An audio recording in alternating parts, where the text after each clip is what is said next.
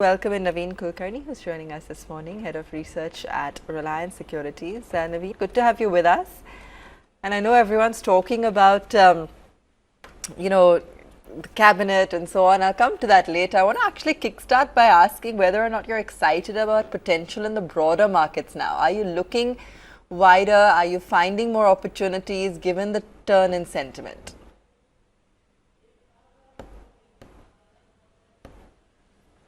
Yeah, so if you see 2018, so 2018 was a year marked by reasonably high volatility, right? So there are so many things going on, interest rates globally going up, liquidity challenges, and also there were challenges on the domestic front, especially on the policy making as well as what could be the political outcome.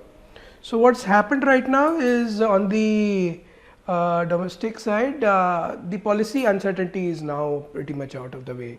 The new government has come in with a clear majority, so that is a huge respite. So what it does mean is that the market volatility is likely to go down. So market volatility, if it remains under control or it's in a manageable zone, then it generally means that the equity risk premium reduces. And once that happens, we are likely to see a more broader participation happening in the market, right? Also, if you see small caps and mid caps are at a much better valuation than what they were probably a year and a half from now. So we are likely to see a broader market participation from here on. A key focus will be on value and probably small caps. So that is our key idea that we are working with for the recommendations and equity allocation at this point in time. Okay. Within that, would you have particular areas that you're bullish on, or would you rather remain stock specific?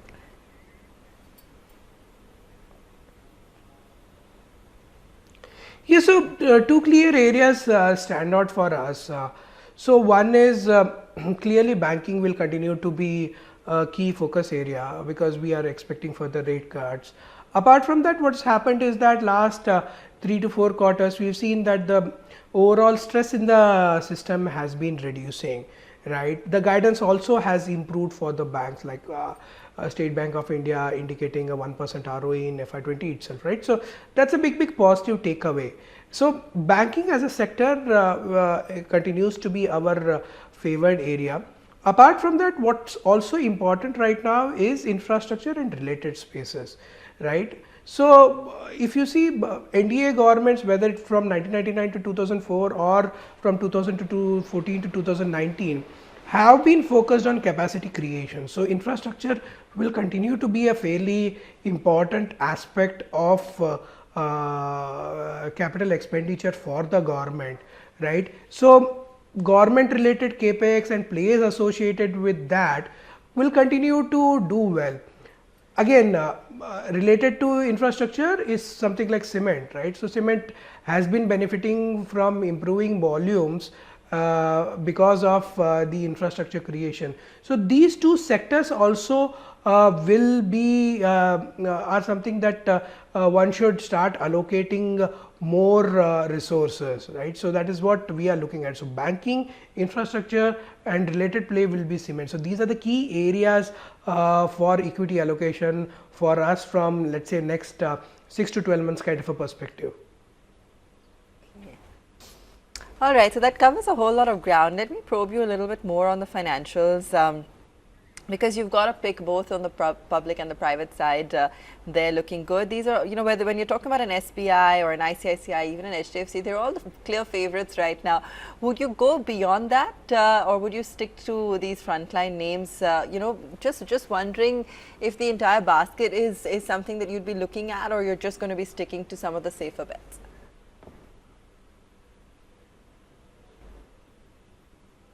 No, so one of the things that I talked about was, so we are likely to see a more broader participation in the market. So small cap and mid caps do look quite attractive to us at this point in time. So even in the financial services space, so some of the smaller banks, so for example, a bank like Federal Bank or a DCB do look fairly interesting and attractive to us. So apart from the headline names like let's say SBI, ICICI or an HDFC or a Kotak Bank, which are all buys for us, we also are quite focused on or willing to look at allocating more equity to something like a federal bank or a DCB, right. So these are also interesting names which are making the cut at this point in time because of the theme being that we are going to see a more wider participation in the market and a broader market doing better. Okay, fair enough. So we will see wider participation. What about some of the consumption names or discretionary, like auto in particular, given the kind of narrative we've seen play out? Are you still looking at some of these stocks from a valuation point of view, from a longer term scenario? What would your take be there?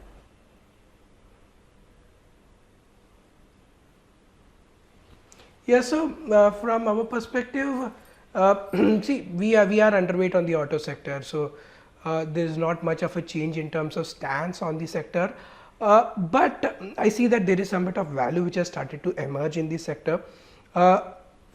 Even from here on, we still feel that the most of the stocks in the auto segment might correct by 7-8%. From then on, we might see a better, broader participation happening. But there are serious challenges in the auto sector in terms of volumes, in terms of also things changing in terms of technology, whether a BS6 or some of the other things which are happening in the space, right. So there are clear cut challenges, but yes, there is some bit of value. One can look at Hero, one can look at Ashok Leyland, right, but we still would not be gung-ho and buying automobile stocks at this point in time. Right. Naveen, also wanted to get a sense on, consumption, because we've been chatting about that with most of our experts, and especially when it comes to staples, how soon before we can see a recovery and a broad-based one at that, because across segments you are seeing the slowdown pinch.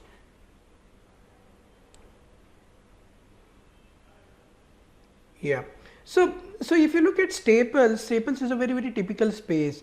So when we talk about slowdown, one aspect is that staples, so there can be a base effect which plays out with the companies, right. So that happens. So there was first of all demonetization, then there was GST, and then the base got quite low, and optically 3-4 quarters did very, very well, and companies saw their valuation soaring further. But if you look at the space in general as such, there is not much of actually change which happens with regards to the overall growth prospects in terms of volume. So they tend to remain in the 5 to 10% zone. What is critical for staples is the pricing growth, right. So whenever there is a price hike, or when the companies are able to increase their prices, and then there is decline in competitive intensity, that's when we see an operating leverage kicking in and the profits improving for the staples sector, right. So we are not at that zone in the current state of things. So if you look at the margins for most of the staples companies, so they are very, very high right now, right. So pretty much close to almost a 15-year high in terms of EBITDA margins for most of the staples companies, right. So from here on, margin improvement is going to be a big challenge, right.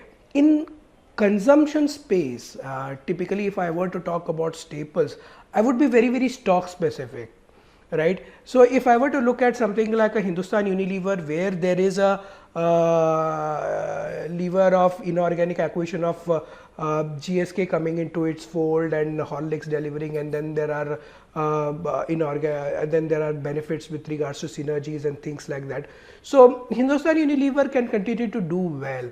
But on the other hand, some of the other names will all be tactical plays for us, right, which will be in a zone of 10 to 15% kind of a trading area, right. So if there is some challenge where the stock corrects a little bit, and then we might see some improvement happening in the couple of quarters going ahead. So those kind of plays are very likely. So for example, a Marico is a tactical play, right. So Dabur can be a tactical play at around 350 or 360 level. So it's more of tactical plays when it comes to the whole staples area. We are not going to see a structural uptrend as we saw, let's say, from 2014 to let's say 2017. That seems to be a little bit of challenge in the whole staples and the consumption space.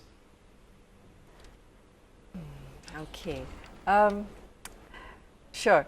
Where else do you feel, Naveen, and this is something one could have an endless debate on, but valuations. Let's talk about that just for a moment. I know you're very bullish on the overall index and where to from here, but and where are valuations according to you right currently? Because there are parts of the market. We were talking to some of the other guests this morning who were saying even a beaten down pharma, but in certain cases, is still looking expensive. But there are other pockets of the market which perhaps could be seen as relatively cheaper, such as some of the auto names. So where to you is the opportunity from a valuation point of view?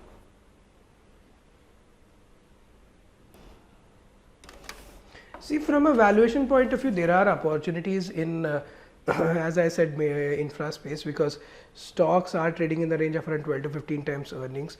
There is opportunity in mid-cap IT space. So, for example, let's say the likes of Sonata Software, which trades are at around 13, 14 times, right? So, there are opportunities there. So, mid-cap IT, infra, cement, some of the stocks, let's say JK Lakshmi or JK Cement, which are trading in the range of around 8 to 9 times EV EBITDA. So, there are clear-cut opportunities in these spaces, and thereafter if you look at the banking sector as such, there are opportunities there. So at SBI trading at, let's say, around 1.3 times book or 1.4 times book is still I would say that not very expensive at this point in time. So there are a wide range of options available from a valuation perspective in the market right now. Okay, so finally then we're talking about an all new phase for the markets, perhaps on the back of this new mandate, and we're watching out to see who the new finance minister will be. Anything that you will be wanting to hear from a market standpoint, Naveen, in terms of reforms or in terms of even names that might come into that post that you feel will be able to make a more lasting impact?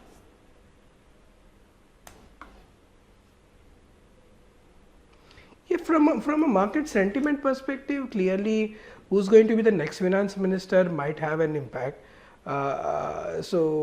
Just like changes in RBI governorship have had an impact on the market. So that's one area to watch out for, because there are still challenges in terms of liquidity. There are challenges in the NBFC space in terms of them able to access liquidity, right? So there are these aspects which have to be handled a little carefully.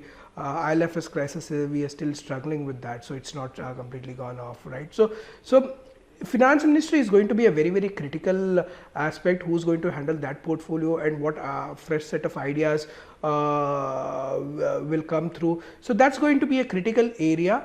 Apart from that, the key reforms that were to be implemented have happened. One major area still remains is labor reforms, which to my mind is going to be a very arduous task.